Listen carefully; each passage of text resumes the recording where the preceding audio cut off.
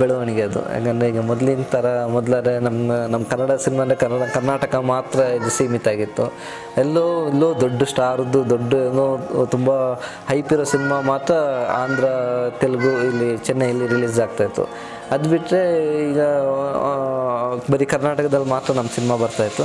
But ಈಗ PAN India ಆಗಿದ್ದರಿಂದ ಎಲ್ಲ ನಾವು ಟೆಕ್ನಿಷಿಯನ್ ಆಗಲಿ, ಆರ್ಟಿಸ್ಟ್ ಆಗಲಿ ಇಡೀ ಇಂಡಿಯಾದಲ್ಲಿ ರೀಚ್ ಆಗ್ತಿದ್ದಾನೆ. ಅದು ಒಳ್ಳೆಯ ಬೆಳವಣಿಗೆ. ಅದು ಬಜೆಟ್ಟೂ ಆಗಲಿ, ಈಗ ಯಾಕಂದರೆ ಅದು ಇಂಡಸ್ಟ್ರಿ ಮೇಲ್ಮೇಲೆ ಹೋದಾಗೆ ನಮಗೆ ನಮ್ಮ ಡೈರೆಕ್ಟ್ರುಗಳಿಗೂ ಅಷ್ಟೇ ಒಳ್ಳೆ ಬಜೆಟ್ ಮಾಡೋ ಸಿನಿಮಾಗಳು ಸಿಗುತ್ತೆ, ಒಳ್ಳೆ ಬಜೆಟಲ್ಲಿ ಮಾಡ್ಬೋದು ಅನ್ನೋದೊಂದು ಆಸೆ ಏನಂತ ನಾವು ಆ ಕನಸಿರುತ್ತಲ್ಲ, ಅದು ನನಸಾಗ್ಬಿಡುತ್ತೆ ಅಂತಲೇ.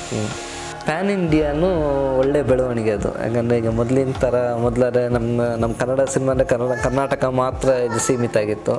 ಎಲ್ಲೋ ದೊಡ್ಡ ಸ್ಟಾರ್ದು ದೊಡ್ಡ ಏನೋ ತುಂಬ ಹೈಪ್ ಇರೋ ಸಿನಿಮಾ ಮಾತ್ರ ಆಂಧ್ರ, ತೆಲುಗು, ಇಲ್ಲಿ ಚೆನ್ನೈಯಲ್ಲಿ ರಿಲೀಸ್ ಆಗ್ತಾಯಿತ್ತು. ಅದು ಬಿಟ್ಟರೆ ಈಗ ಬರೀ ಕರ್ನಾಟಕದಲ್ಲಿ ಮಾತ್ರ ನಮ್ಮ ಸಿನಿಮಾ ಬರ್ತಾಯಿತ್ತು. ಬಟ್ ಈಗ ಪ್ಯಾನ್ ಇಂಡಿಯಾ ಆಗಿದ್ದರಿಂದ ಎಲ್ಲ ನಾವು ಟೆಕ್ನಿಷಿಯನ್ ಆಗಲಿ, ಆರ್ಟಿಸ್ಟ್ ಆಗಲಿ ಇಡೀ ಇಂಡಿಯಾದಲ್ಲಿ ರೀಚ್ ಆಗ್ತಿದ್ದಾನೆ. ಅದು ಒಳ್ಳೆಯ ಬೆಳವಣಿಗೆ. ಅದು ಬಜೆಟ್ಟೂ ಆಗಲಿ, ಈಗ ಯಾಕಂದರೆ ಅದು ಇಂಡಸ್ಟ್ರಿ ಮೇಲ್ಮೇಲೆ ಹೋದಾಗೆ ನಮಗೆ ನಮ್ಮ ಡೈರೆಕ್ಟ್ರುಗಳಿಗೂ ಅಷ್ಟೇ ಒಳ್ಳೆ ಬಜೆಟ್ ಮಾಡೋ ಸಿನಿಮಾಗಳು ಸಿಗುತ್ತೆ, ಒಳ್ಳೆ ಬಜೆಟಲ್ಲಿ ಮಾಡ್ಬೋದು ಅನ್ನೋದೊಂದು ಆಸೆ ಏನಂತ ನಾವು ಆ ಕನಸಿರುತ್ತಲ್ಲ, ಅದು ನನಸಾಗ್ಬಿಡುತ್ತೆ ಅಂತಲೇ. ಈ ಮಾಹಿತಿ ನಿಮಗೆ ಇಷ್ಟವಾಗಿದ್ದರೆ ಲೈಕ್ ಮಾಡಿ, ಶೇರ್ ಮಾಡಿ, ಹಾಗೆ ಕೋಸ್ಟಲ್ ಕನ್ನಡ ಯೂಟ್ಯೂಬ್ ಚಾನಲ್ಗೆ ಸಬ್ಸ್ಕ್ರೈಬ್ ಮಾಡಿ. ಧನ್ಯವಾದಗಳು.